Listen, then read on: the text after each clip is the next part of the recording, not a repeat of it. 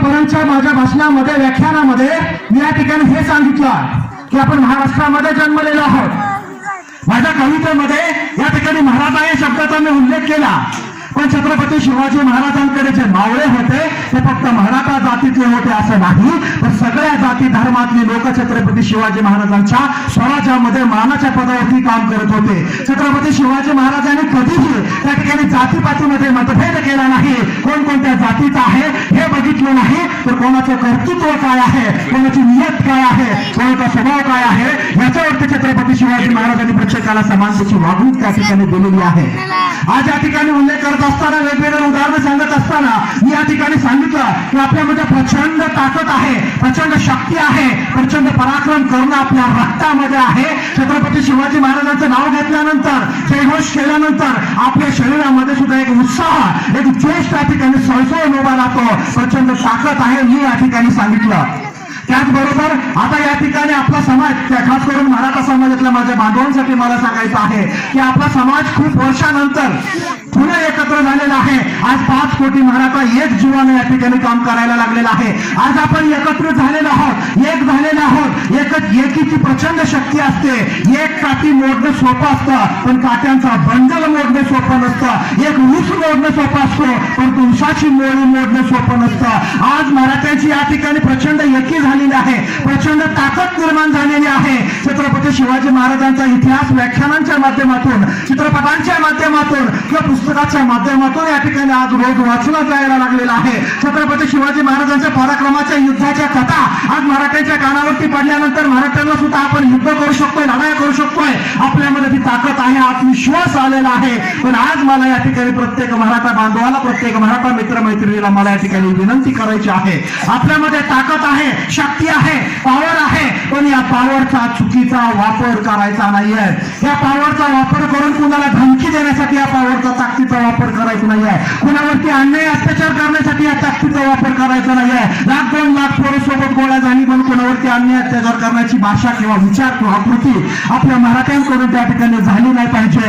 आपण छत्रपती शिवाजी महाराजांच्या जातीमध्ये जन्मलेलो आहोत। छत्रपती शिवाजी महाराजांनी ज्या पद्धतीनं सर्व जाती धर्मातल्या लोकांचं संरक्षण केलं, आपण संरक्षण करणारी जात आहोत। त्यामुळे ताकदीचा चुकीचा वापर आपल्याकडनं झाला नाही पाहिजे। कोणत्याही जाती धर्मातला व्यक्ती असेल किंवा नेता असेल, त्या ठिकाणी आपल्या ताकदीचा वापर करून त्याच्या संपत्तीचं किंवा त्याच्या इतर कोणत्या गोष्टीचं नुकसान आपल्याकडनं झालं नाही पाहिजे।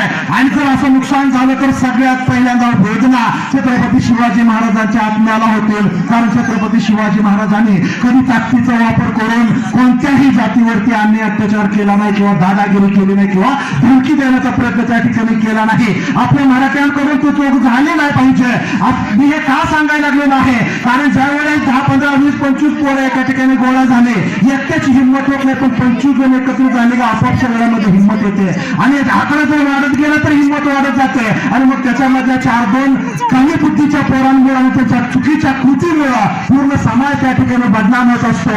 आपल्याला माहिती आहे, जर एखाद्या समाजावरती एखादा शिक्का जर पडला तर तो पिढ्यानपिढ्या बदलत नाही। असा चुकीचा शिक्का आपल्या जातीवरती पडला नाही पाहिजे।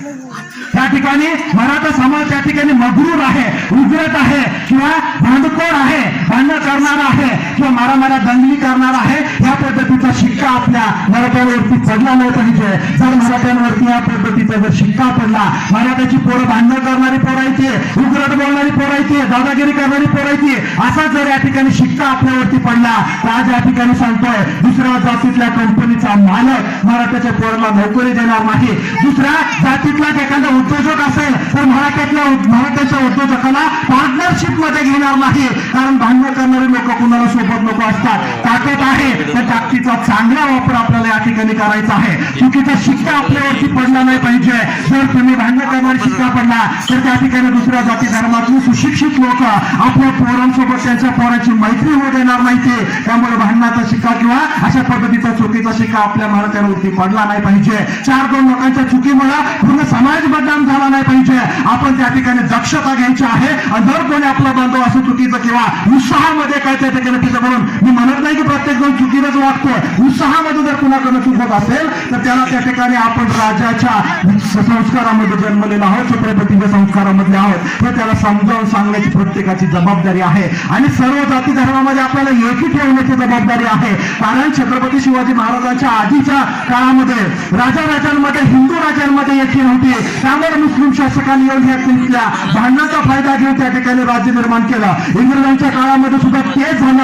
आपल्यात भांडणं होती म्हणून इंग्रजांनी आपल्या देशावर या ठिकाणी कितीतरी वर्ष राज्य केलं. त्यामुळे पुन्हा जातीमध्ये भांडणं झाले नाही पाहिजेत. आपण या ठिकाणी प्रत्येक जातीने एकमेकांचं संरक्षण करायचं आहे. आपण धनाच्या ढाकल्यावरच्या आपल्या जातीचं नाव त्या ठिकाणी किंवा शब्द वेगळा असेल पण आपण छत्रपती शिवाजी महाराजांचे मावळे नावाच्या जातीमध्ये जन्माला आलेला आहोत. ही गोष्ट प्रत्येकाने त्या ठिकाणी लक्षामध्ये ठेवायची आहे. त्यामुळे चुकीचा वापर माझ्या मराठा बांधवांकडून झाला नाही पाहिजे.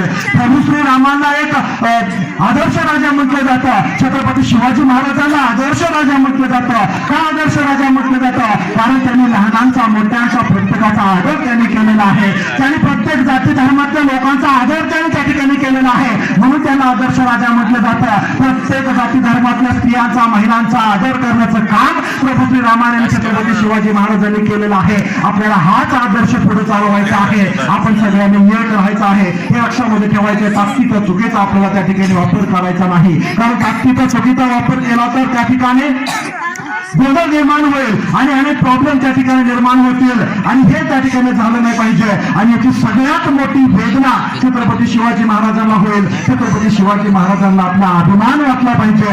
या पद्धतीचं वर्तन आपल्या सगळ्यांनी ठेवणे त्या ठिकाणी खरं गरज आहे. सर्व जाती धर्मातल्या लोकांनी सुद्धा हा आदर्श घेणं गरजेचं आहे. जाती आणि धर्म हा शब्दच खरं तर आपल्या डोळ्यासमोर आज 21व्या शतकामध्ये आला नाही पाहिजे आणि हा विचार आपल्याला या ठिकाणी आज घेऊन जायचा आहे. त्याचबरोबर